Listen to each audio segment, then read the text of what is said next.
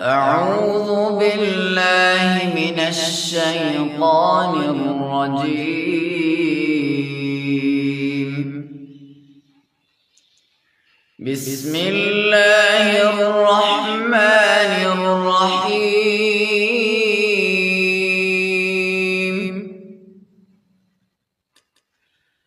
الحمد لله الذي أنزل على عبده الكتاب ولم يجعل له عوجا قيما لينذر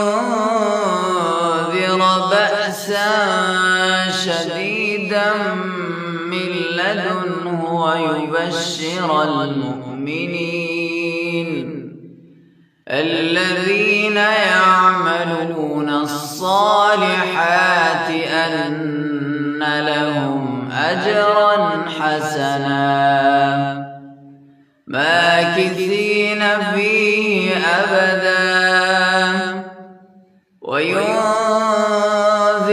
الذين قالوا اتخذ الله ولدا ما لهم به من علم ولا لآبائهم كبرت كلمة تخرج من أفواههم إن يقولون إلا كذبا فلعلك باخع نفسك على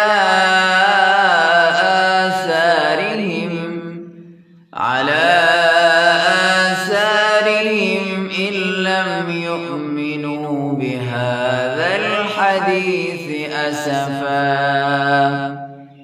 إنا جعلنا ما على الأرض زينة لها لنبلوهم أيهم أحسن عملا وإنا لجاعلون ما عليها صعيدا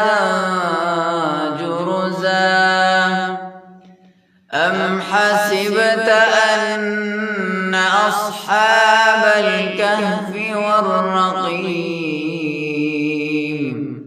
كانوا من آياتنا عجبا إذ أوى الفتية إلى الكهف فقالوا ربنا